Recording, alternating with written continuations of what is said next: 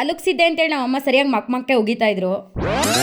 Hi hello ನಮಸ್ತೆ, welcome back to our mini blog. ನಾನು ನಿಮ್ಮ ರಂಜಿತಾ ಶಿವಾನಂದ್. ಎದ್ದ ತಕ್ಷಣ ಯಾಕೋ ಎಳ್ನೀರು ಕುಡಿಬೇಕು ಅನಿಸ್ತಿತ್ತು. ಸರಿ ನಾನೇ ಕಿಡೋಣ ಅಂತ ಮನೆಯಿಂದ ಹೋಗಿ ನೋಡಿದ್ರೆ ಎಟಕ್ಸ್ತಾನೆ ಇರಲಿಲ್ಲ ಕುಡ್ಲುಗೆ. ಹಂಗೋ ಹಿಂಗೋ ಸರ್ಕಸ್ ಮಾಡಿ ಕಡ್ಡಿ ಎಲ್ಲ ಕಟ್ಟಿ ಕಿತ್ತೆ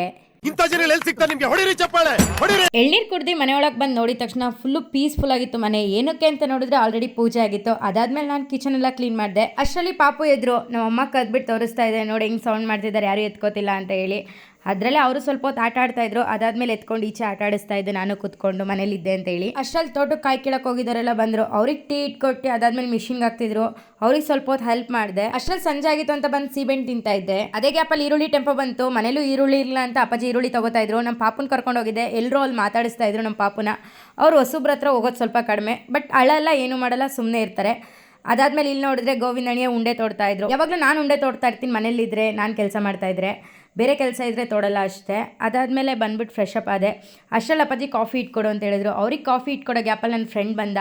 ಏನಕ್ಕಪ್ಪ ಅಂತ ಹೇಳಿದ್ರೆ ನನಗೊಂದು ಜೆರಾಕ್ಸ್ ಬೇಕಿತ್ತು, ತೊಗೊಂಬಂದ. ಪಾಪು ನೀಚೆ ಕರ್ಕೊಂಡು ಹೋದ್ರೆ ಮಾತಾಡಿಸ್ತಾ ಇದ್ದ. ಅದಾದ್ಮೇಲೆ ಒಳಗೆ ಬಂದು ನೋಡಿದ್ರೆ ಹಾಲು ಇಕ್ಕಿದ್ದೆ ಅನ್ನೋದೇ ಮರ್ತೋಗಿತ್ತು, ಎಲ್ಲ ಉಕ್ಕೋಗ್ಬಿಟ್ಟಿತ್ತು. Full clean ಮಾಡೋಷ್ಟರಲ್ಲಿ ಸಾಕಾಗೋಯ್ತು. ಇವತ್ತಿನ ದಿನ ಇಷ್ಟ ಆಗಿತ್ತು. ನೆಕ್ಸ್ಟ್ ವೀಡಿಯೋದಲ್ಲಿ ಸಿಗೋಣ. ಬಾಯ್.